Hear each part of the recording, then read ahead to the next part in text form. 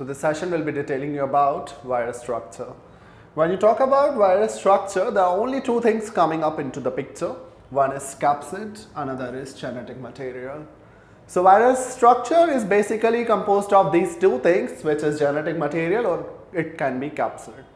Now, what happens when you talk about capsid? So capsid is the coat basically, the coat which is covering something.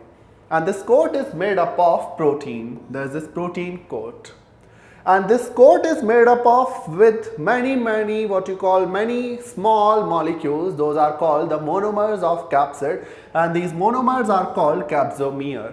So capsomer is the monomer. Capsomer are the monomers of capsid, and when they are joining up, they are forming the coat protein, which is covering the genetic material. It is protecting the genetic material.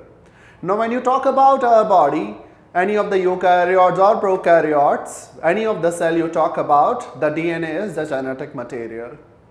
And apart from DNA, you also have RNA present in your cell for protein synthesis. So DNA synthesizes RNA and RNA synthesizes what you call protein. Now when you talk about viruses will have either DNA or RNA. Remember the fact, viruses cannot have both the things. Viruses cannot have DNA as well as RNA. Viruses can have either DNA or RNA, and whatever is present will be the genetic material of that virus. So genetic material of virus can be DNA, it can be DNA or it can be RNA. So viruses are divided into two categories based upon the presence of this genetic material. If that is DNA, the viruses are called deoxyviruses. If that is RNA, the viruses are called riboviruses. So remember two things. Now capsid is there and genetic material is there. So capsid is made up of protein, and each monomer of capsid, it's called capsomer.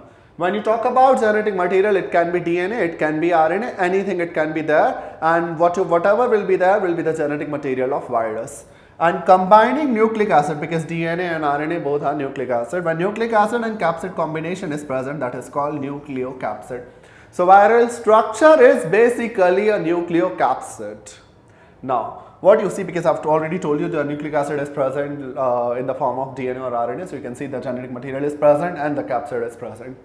But sometimes in some viruses, you will also find the envelope present. Now this particular envelope will be made up of proteins, lipids and carbohydrates. The proteins will be coming from the virus, and lipids and carbohydrates will be donated by the host they are infecting.